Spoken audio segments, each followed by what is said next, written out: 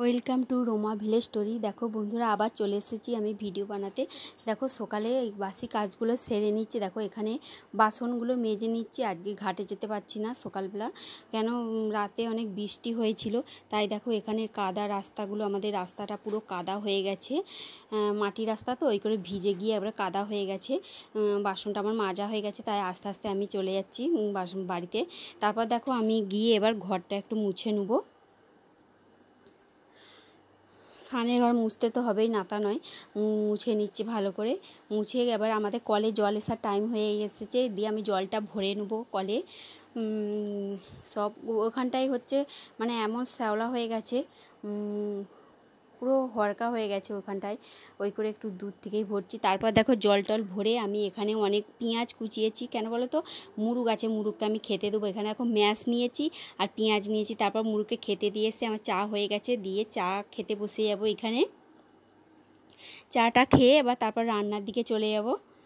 দেখো এখানে রান্না আজকে হচ্ছে গ্যাসেই ভাত বসিয়েছি, কেন উনুনে হচ্ছে সব ভিজে গেছে, জ্বালন টালন রাতে জল হয়েছিল, ওই করে গ্যাসেই ভাত আর তরকারি করে নেবো। দেখো এখানে পেঁয়াজ কুচিয়েছি, কাঁচা লঙ্কা আর বেসন, এই দিয়ে মানে বেসন আর পেঁয়াজ দিয়ে বড়া বানাবো আজকে।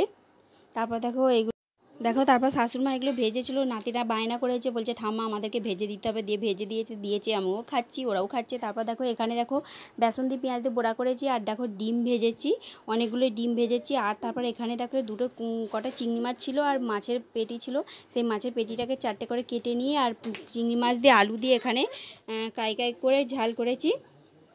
আজকে এই পর্যন্ত রান্না করেছি, মানে বেশি গ্যাসে তো রান্না করছি না।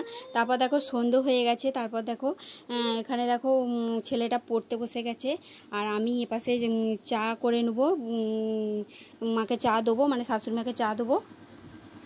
দেখো বন্ধুরা, ভিডিওটা কেমন লাগছে, যদি ভালো লেগে থাকে তো একটা কমেন্ট করো। দেখো এখানে হচ্ছে আমি দুধ দিয়েই চাটা বানাচ্ছি,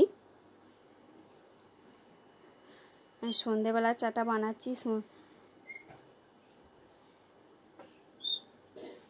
দেখো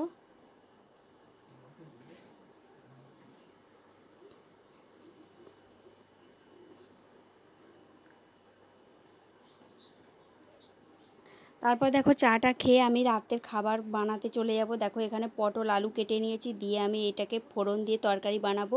আজকে এই পর্যন্ত ভিডিও রাখছি, এই দিয়ে রাত্রেবেলা মুড়ি খেয়ে নেবো। ভিডিওটা ভালো লাগলে একটা লাইক করো, সাবস্ক্রাইব করো, আমাদের পাশে থেকো।